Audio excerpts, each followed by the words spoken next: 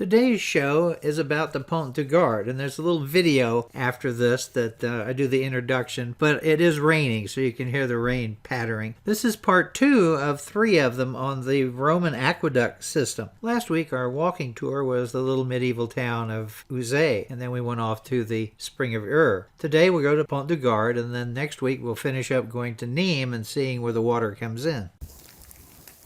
Welcome to the Traveling Professors. I'm Professor Bob. Professor Sheri's behind the camera. You can see what's behind me, the Pont Du Gard. So let's take a tour. Well, here's where we started last week. Here's the town of Onzain. And of course, we went to see the fountain of Ur, which you see right here. Now we're going to move down on the map to the Pont Du Gard, which is located in this position. But if you look at Nîmes, the location of Nemanus, the Roman name for it, it's inconvenient when it comes to providing a water supply. The plain lies to the city south and east, where any source of water would be too low in altitude to be able to flow into the city, while the hills to the west made a water supply route too difficult from an engineering point of view. So the only real alternative for the Romans was to look to the north, and particularly the area around Usetia, which is Onzain, where there is a natural spring, and then figure out a way to bring it down. We're going to use this nice aerial shot to give you some of the statistics. Now the bridge has 3 arches, 3 tiered arches. They're made from limestone from the local area. It stands 160 feet high, 48.8 meters. It formerly carried 40,000 cubic meters of water, or 8,800,000 gallons of water a day, over 50 kilometers or 31 miles, to the fountains, baths, and homes of the citizens of Nîmes. Now the structure's precise construction allowed an average grade of 1 centimeter, 0.39 inches, in 182.4 meters, or 598 feet. It may have been used as late as the 6th century AD or CE, with some parts used for significantly longer. But lack of maintenance after the 4th century led to its kind of clogging with mineral deposits. So it is an incredibly 160 feet high. And the aqueduct part right at the very top, which is covered, that in itself is 6 feet high. Now here we have a map showing the whole region, because this is a complex. Originally, up until they've started building this, which is really not until 1996, this was just kind of a free-for-all. You would have stands selling souvenirs and food, and you could even drive in certain sections, and I'll talk about that a little later. But now we have a complex where you can come in on both sides. On the left side of the screen, there's actually a train stop as well as a parking lot for people to drive in that you could come in by train and then walk down. But the museum is on the other side of the river. And we came in on the side with the museum. So you would park there, you would go in and pay for your ticket. And they had a museum, they had shops, they had food vendors. And then you could just go down to the river, walk across the bridge, do whatever you needed to do. Go up to the other side where there's some caves. You could spend quite a bit of time here. Then this is an aerial shot of the actual site itself. So you can see where the Pont Du Gard is, and then you see the museum complex visitor center. So it's a pretty tidy place. Now when we were there, it had been raining, and it rained for a little while, as you could tell from the video. So there weren't a lot of people there. But this is one of the top tourist spots in all of France. Here we are walking down from the visitor center. I would point out that most of the aqueduct that the Romans built is built underground. This section, the Pont Du Gard, and there's a couple of other sections up on the other side. And they have lots of olive trees along the side as well. And then you come to a really nice little spot here where you can see the 3 tiers of the Pont Du Gard. Now look at the lower tier, the first, which is actually called the first tier. That's 6 arches, 460 feet in length, 142 meters, 20 feet thick piers, 6 meters, and the arch's height is 72 feet, or 22 meters. Then you go up to the middle section. In the middle section, the second row, has 11 arches, 794 feet long, 242 meters. They are 13 feet thick, 4 meters, and the height of the arches is 66 feet, or 20 meters. And then you get up to the very top one. There's 35 now. There were originally 47. The length there is 902 feet, 275 meters. They're 9.8 feet thick, 3 meters. And the arch height is 23 feet or 7 meters. And here we are coming up onto the arches. You know, some areas where you have the trees, you really almost have to be down on the river level in order to get to see all of the arches right. But here we are, you can see the massive arches and the aqueduct across the top. Now it's time for some climbing. Sheri and I split here. This is something that we do when we have limited time on a site. She's going to go ahead and cross the bridge and go to the other side, and then hopefully then I'll catch up with her. But I've seen a Rick Steve show where he is actually able to stand in the aqueduct at the top. So I'm going up. So here we have a nice set of steps, for a while anyway, and then you get ultimately up to the top, and it has some rules. Unfortunately, you have to go in a door up there at the top of the steps, which is locked. Now, I don't know whether you have to have a guided tour to do that, which is probably true, but I was unable to get up there. So I backed away, took this picture of what looks like a Buddhist temple almost, but that is simply the top of the second course, and then the aqueduct at the very top. And then here you can see the aqueduct piece, but you can also see the steps there so that you could go up. And then if you could get up that far, this is what you would see. And it's about 6 feet high, and the water would then come across. And so you could go up and stand. I think Rick Steve would stand up there on top of those steps, which allowed you to look over. And I've seen some pictures online where they have groups of people, and they're taking turns going up there. But that is the view that you have going up to the top of the aqueduct. Now, I'm going to climb back down. I'm pretty good at going up, but sometimes it's a little harder for me to go down. So here's the view going back down. Now, eventually you reach that set of stairs,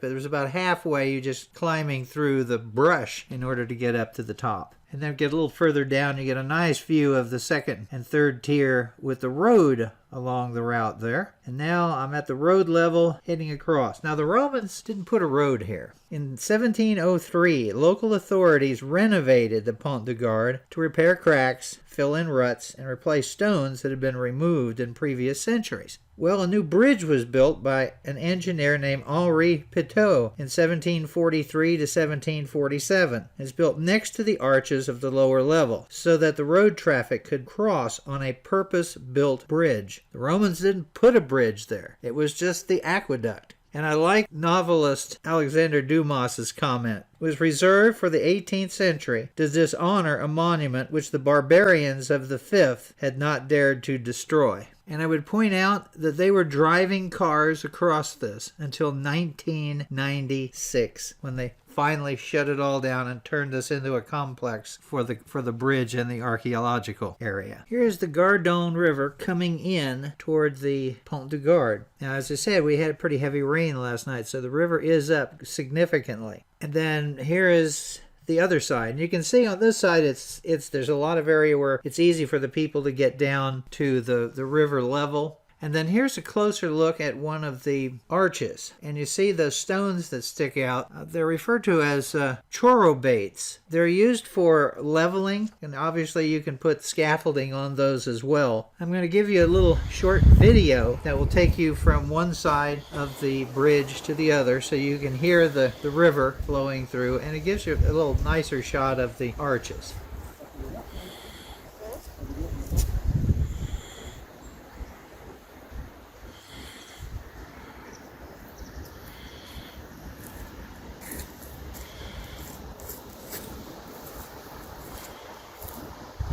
Sheri and I are over here on the other side of the river. I want to show you a nice view of the Pont du Gard, and I want to also talk about what you see right here, which is a cave. There are actually caves all along here. But let's first start with the Pont du Gard. Here's a really nice shot of it, if only it had been a perfectly clear day. But the sun is trying to come out at this point. But you can see how easy the access is to get to the river. Now, of course, the Romans built this without any mortar. It is basically just placed in the right position, cut in the right position. It's Napoleon III, and he loved everything that was Roman, and he visited the Pont du Gard in 1850, and he took a keen interest in it. He approved plans by architect Charles Lesnay to repair the bridge in a project that ran from 1855 to 1858, which was funded by the Ministry of State. The work involved a substantial renovation, including replacing eroded stones, infilling some of the piers with concrete to add stability, and improving drainage by separating the bridge from the aqueduct. The stairs were installed at one end and conduit walls were repaired, allowing visitors to walk along the conduit itself in reasonable safety. There have been a number of subsequent projects that have consolidated the piers and the arches. It has survived 3 serious floods over the last century. In 1958, the whole lower tier was submerged by a great flood that washed away almost every other bridge on the river. And in 1998, another major flood affected the area, and a further flood hit it in 2002, but the bridge has stood there. It was added to UNESCO's World Heritage Site in 1985 on the criteria of human creative genius, testimony to cultural tradition, and its significance to human history. There are numerous caves along the river and along the hillside as well. This one is the one that's closest to the river, and I believe this is the one that's associated with a little ceremony for one of the French kings. What happened is this, and by the way, there's a little video that I shot of the interior of this. The bridges long had an association with French monarchs because they were always seeking to associate themselves with this symbol of Roman imperial power. It was Charles IX of France who visited in 1564 during his grand tour of France and was greeted with a grand entertainment that was put on by the Duc d'Ursay. 12 young girls dressed as nymphs came out of a cave by the riverside near the aqueduct and presented the king with pastry and preserved fruits. And Louis XIV was here, and Louis XVI had commissioned some paintings. So there's all sorts of activities that have taken place here, but I particularly liked the nymphs from the cave for Charles IX. Well, our time here is done, but the sun has come out. Here's the shot of the bridge with a little bit of sun on it as we're walking back. So here we are getting ready to cross the bridge. Now, again, imagine this. By the 1990s, the Pont de Guard is so popular, but it was congested with traffic, because the vehicles were still allowed to drive over the 1743 road bridge. In addition, all the bank area was cluttered with illegally built structures and tourist shops. As the architect Jean-Paul Viguier put it, quote, appetite for gain had transformed the Pont du Gard into a fairground attraction. But in 1996, General Counsel of the Guard Department began a major 4-year project to improve the area sponsored by the French government, and they did away with all that and then built this whole complex. You can see the side of the bridge down towards the river, and then here's the spot where we could have walked up to the aqueduct area, and then it's time to head back so we can see the museum. Sheri and I were here about an hour and a half to 2 hours, but when you consider the amount of walking that you have to do, it's not a lot of time. So I briefly went into the museum and took some pictures, but you could spend hours in there because they have movies, they have all sorts of interactive material that you could deal with, both adults and children. So here we are in the museum, and they have reconstructed pretty much every aspect of it, and I was really fascinated with the construction piece. So here you see the quarry part. Now, the Pont de Guard is constructed largely without mortar or clamps. It contains 50,400 tons of limestone. That's 740,000 cubic feet. And some of those blocks weigh 6 tons. Surprise, just like the pyramids. Most of the stone was extracted from the local quarry of Estelle, which was located 2,300 feet downstream on the banks of the Gardone River. And it's good limestone.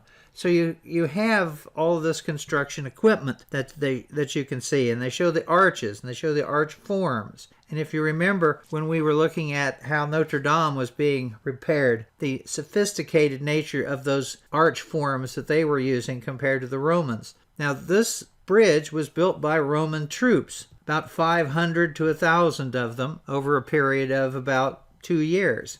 Something the Romans did with their army when they weren't fighting. They were building roads and bridges. So this is part of the museum. The next part I'm going to show you is the plumbing section. The museum had several replicas of different types of plumbing material that they have found in the aqueducts and in the water systems in and around the area, particularly in Nîmes. And so you can tell as I show you the picture. So here on the wall they have this large section of pipe. Now in many cases that pipe is lead, and then sometimes they will use copper or bronze. And then here we see some of the different types of joints where you join the different pipes and you can then lock them in place. Now here's one which is from the museum in Nîmes, and these are two actual pipe fits that they found in the excavation. Then here's another one with a lock, and then two more sophisticated ones. There's one here, and then there's one where they've taken a looks like a log or a wooden pipe and made an attachment that make it fit.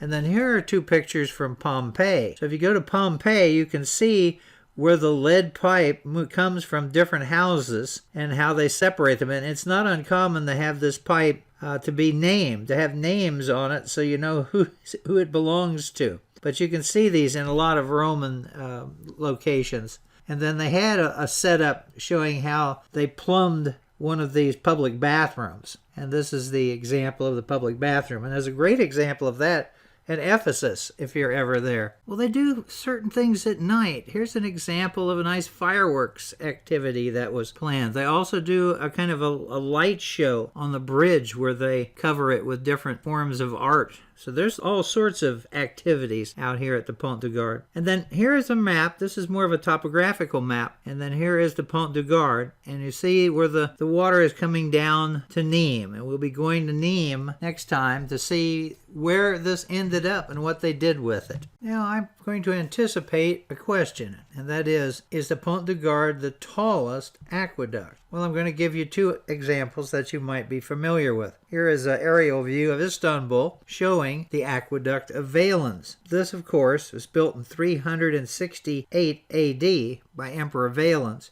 and it was used off and on even into the Middle Ages. It was originally 971 meters long, this particular section, which is 3,186 feet. It is between 7 3/4 and 8 1/4 meters in width. It's 25 feet by 27 feet. Its height is only 95 feet, however, not 160. And the longest span is 13 feet or 4 meters. If you ever go to Istanbul, the best way to see this is the on and off bus, because that's how we saw it. I could not figure out a really good way to get to it, and we were taking the on and off bus, and pretty soon they make a turn, and I recognized that, and we headed for it, and here we are driving right through it.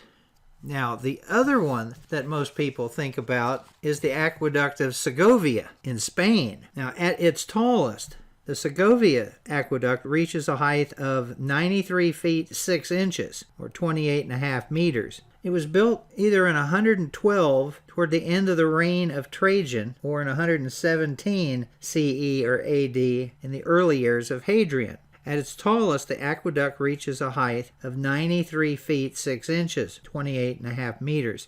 That includes 6 meters of foundation. There are both sides double arches supported by pillars. From the point the aqueduct enters the city until it reaches the Plaza de Diaz de San, it includes 75 single arches and 44 double arches, or 88 arches when counted individually, followed by 4 single arches totaling 167 arches. So here we are, a nice little distance shot of it, and then here's a little aerial shot of it coming across the city. And you can see the look of it. This is later Roman construction. It's still very good, but it's different from the one at the Pont du Gard. So if we're going to answer that question, neither one of these are higher than the Pont du Gard.